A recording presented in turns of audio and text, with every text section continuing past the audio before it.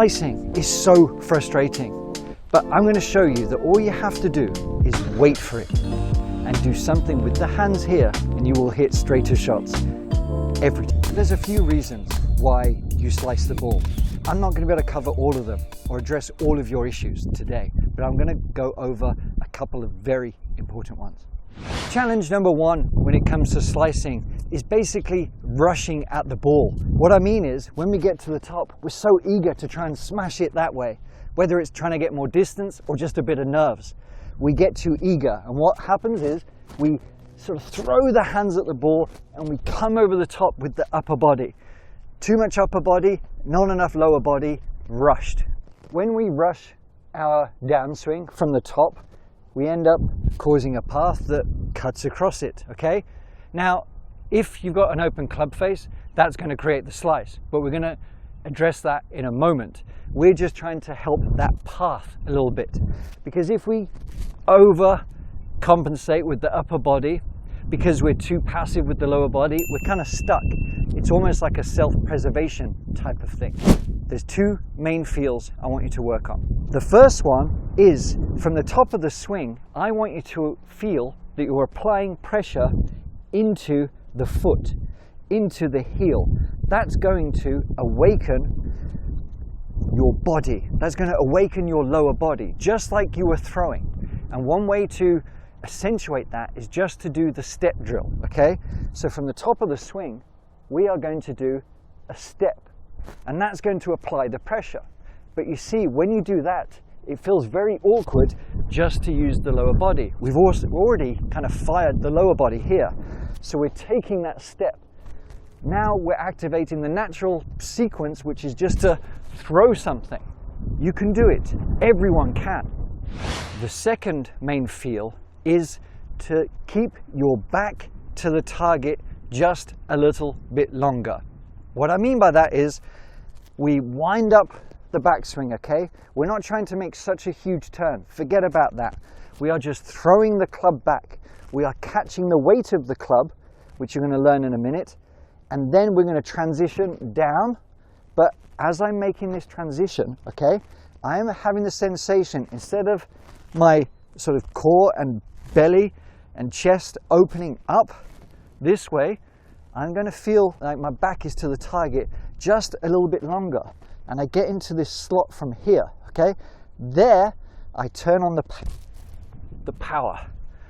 There I can deliver the club with consistency on the path that I want, instead of throwing the hands out that way. Does that make sense? This is the lag shot, okay? This is the driver. And the reason why I'm showing this is because it's really going to accentuate one of the key feels that I want you to adopt.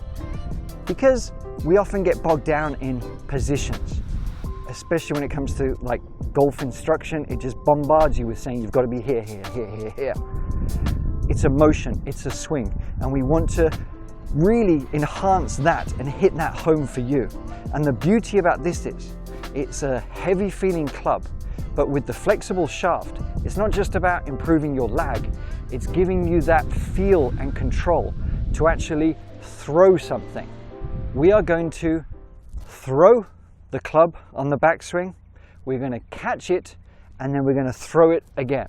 If we rush, it feels odd, and if you rush your swing, you're going to be hitting it all over the shop. We are having a nice motion in the golf swing where we throw the club, but as we are about halfway back here, okay? It's not about making a big swing. As we're about halfway back, we are going to feel our transition, applying the pressure down to here, is going to now catch the weight of the club, and it's going to delay.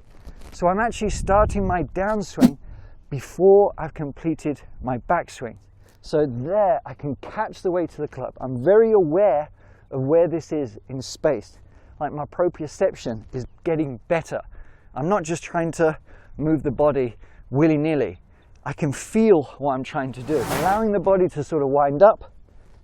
Before I get to the top, I transition down, and then I throw the club again. Not fast, just smooth. So I'm going to throw, catch throw. Was that my most perfect swing? No, but it went dead straight. I'm going to give you one really effective drill that is brilliant with this chap. What I want you to do to help your slice in the sequence, again, is to really sort of stop that over dominant upper body. We're going to place a driver's good, but what you're going to do is kind of take your address position, and I've got the arm hanging out here. And what we're going to feel is actually that I'm throwing underneath, as if I was throwing a ball that way a little bit more, because we don't want to be here. It's very difficult, it feels kind of awkward, but for some reason we do it in a golf swing. So what we're going to do is just one arm swings, we're going to make a backswing, we're going to release through. We are not rushing, but you see the same rules apply. Throw, catch, keep the back to the target, and release through. It's just to really get that feeling of weighting the trail side, dropping a little bit more and releasing through that way. And you can see the path. It's almost impossible to swing over the top that way. It's going to really encourage that sort of passive release. Do that 10, 20 times a day, and you'll soon see that you're going to eliminate the over the top and the slice. We made it onto the fairway. We hit a straight shot. Yay! What happens now? What if it's still going right? The club face, as we approach the ball, is often going to be open. Okay? Even with a path that isn't that much out to in, if you've got an open club face, you're going to get weak, spinny shots. They might go off to the right, but they're going to be weak. This is kind of like a brutal training aid because of the flex in the shaft here. If you do not wait for it correctly and do a couple of things to square up that club face, it is very easy to leave it open.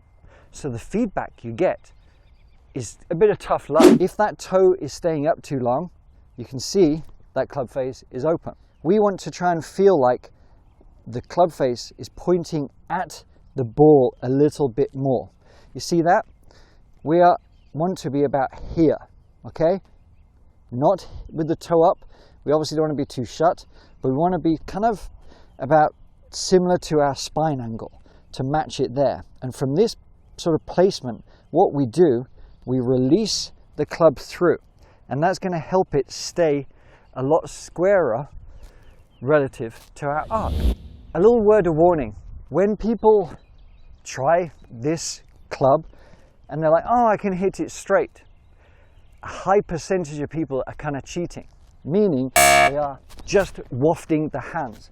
The lower body isn't moving at all. So yes, you're squaring up the club face, but you're cheating by just rolling the wrists over and squaring it that way. That's not a positive strike. That's not going to give you long-term consistency and your best golf. So don't cheat, my friends. So we've got the pre-load here. It's going to feel very difficult because we can feel the weight of the head. And we are now going to pull through and rotate, okay? Doesn't have to be hard. There. It's getting that straight shot. We're practicing squaring up the face. And of course, you then go and try it with your regular club. Catch, transition, down. We are loaded. I've got the back, you know, the back of the hand is sort of facing me a little bit more, and I'm positive through here. And that's the sensation I'm going to have. Just a little diddy shot, down, there. Caught it a little bit heavy, but it wasn't too bad. Now, those drills and those tips can obviously work without these, but it's going to accelerate your learning and those feels that I'm trying to get you to go, aha, when you do have the effectiveness of the leg shot. And if you follow the link below, you can get a discount too. If you liked this, let me know. If you didn't, let me know. But I'll see you